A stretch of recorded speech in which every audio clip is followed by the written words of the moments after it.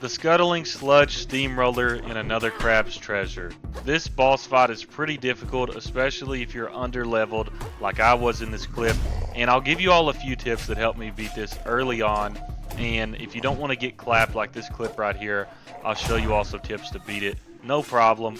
Once you learn this, it gets pretty easy, but this part of the video is essential to showing you one of the strategies I have, even if you're going to fight this boss in the typical manner, one-on-one parries and all. But I'll let you all watch me die here, and I'll show you all the strat I've noticed just in this specific fight that has been pretty helpful. As you can see, the shell is nice. You can heal it, or you can put health on your health bar with your shell. Basically, you have to damage your shell. It gives you some health back, and that's one of the reasons I like this. It has good defense. But watch this. I face the opposite of where I want the shell to go. So I'm facing that way, it pulls the shell backwards. So wherever you're facing, if you want to swap your old shell from death, then it'll push it in behind you. So you end up having two of these in this boss fight. I throw him this sea urchin from the city bottom dwellers. You kind of have a little quest there you can get this from. I just throw that to add some damage on at the beginning. But as you can see, if you stay on the outskirts of this boss arena, the boss won't notice you. But if you start to get a little bit closer to it, it'll notice you and start tracking you.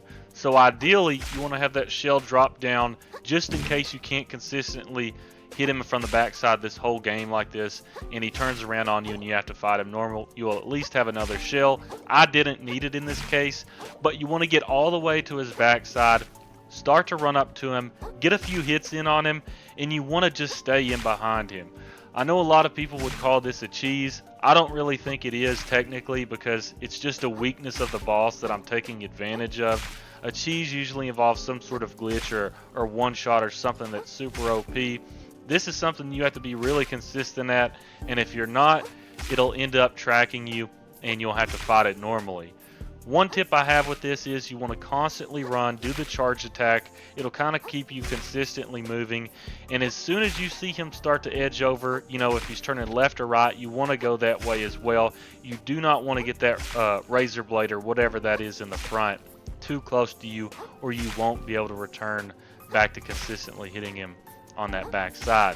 If he starts to get too close to you, you're really going to have to put in some effort to run back to his backside.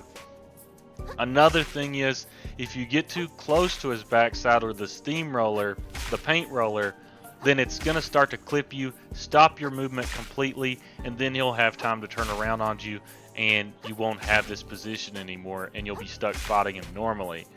But if you can keep doing this, he kind of gets locked into like a weird movement pattern. And you know, if you do that charge attack and you hit him basically right before you get in the middle on the side that you're hitting him, that's about perfect. It gives you time to move back to that area. But once he swaps to the other side, that's where you have to be careful, because when he's swapping back and forth, turning left and right over and over, you got to be a lot more consistent, and it sort of kicks you out of your pattern. But if you just keep doing this, it might take a little bit longer than you would expect. I know in this video I thought, man, is it even doing any damage on his health bar? But I knew it from before when I got a few hits in on him like this, and then he fought me normal and I died, that it would count. So you may not see the health bar. Just keep it consistent. Know that you're going to eventually get him, and just focus on not getting too close to his body. Stay a little bit further back, or at least do the charge attack further back. As long as you do that a little bit further back, even if you hit him up close, it's going to pop you back out. So just keep it consistent. The shell trick is definitely a big thing if you want to fight him normal.